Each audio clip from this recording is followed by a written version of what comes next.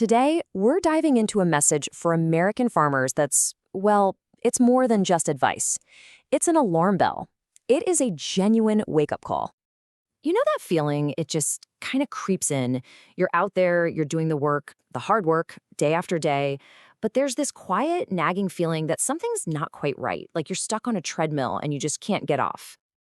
And that feeling we were just talking about, it's often the calm before. Well, the moment of clarity, a sudden, sharp realization. The whole idea here is that for a lot of people, that moment of truth is coming, and when it does, it changes everything. So before we get to that big, truth-hitting moment, let's really dig into that feeling. What is this quiet unease, and where is it really coming from? It's like you're on autopilot. The tasks are all familiar, right? The cycle is predictable. But just under the surface of all that routine, there's this growing gap between all the work you're putting in and the progress you feel like you're actually making. You're part of a system for sure, but are you really in control of it? Now, what's really fascinating about this is that this realization isn't just coming from farmers. We're going to look at a story from inside the system itself, a banker who was watching the gears turn from the other side of the desk. He talks about sitting across from these farm families, good, hardworking people, and suddenly realizing what he was really doing. He was part of a cycle. The legacy being passed down wasn't just the land and the equipment. It was loan after loan.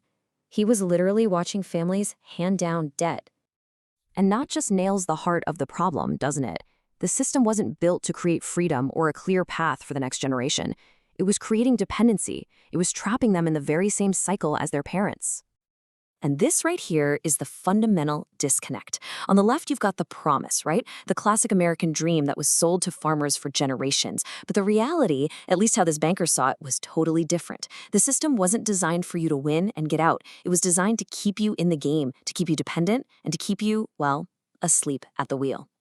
Okay, so this brings us to why this is all so urgent right now. This isn't just some philosophical problem anymore. There is a very real, external economic threat building up on the horizon. Let's face it, the old rules of the game just don't work the same way anymore. The cost of everything, your inputs, is skyrocketing. The markets feel like a roller coaster. And the cost of that very same debt we've been talking about, it's climbing, and it's climbing fast. The ground is literally shifting under everyone's feet. And there's a specific date attached to this pressure point, 2026. The prediction is that by then, banks are going to have tightened their lending in a major way. For some farmers, that could mean losing their lender completely. So this isn't some far-off threat. It's a very specific, foreseeable cliff. So all this pressure from the outside, it forces a change on the inside. Because when you finally see the system for what it really is, and you understand the storm that's coming, something inside you just has to shift. This is that moment of awakening. And here's the thing about this wake-up call. It's two things at once. It's terrifying because you realize the path you were on, it doesn't lead where you thought it did. But it's also incredibly freeing because for the first time, you can see the whole game board clearly. And once you see it, there's no going back. You can't unsee it. And there's a name for this. It's called the second life. It's not about being reborn or anything like that. It's about taking back control. It's that pivot point where you stop following the script you were handed by your family, by the bank, by the industry, and you decide to pick up the pen and become the author of your own story. So this is the question you have to ask yourself right now. Be honest. When you look at your finances, your debt, your big decisions, who really has the final say? Is it you? Or is it the person who holds the note? Okay, so once you've woken up to that reality, you are faced with some hard choices. Because seeing the truth, that's one thing. Acting on it, well, that's something else entirely. So what are the first concrete things you do?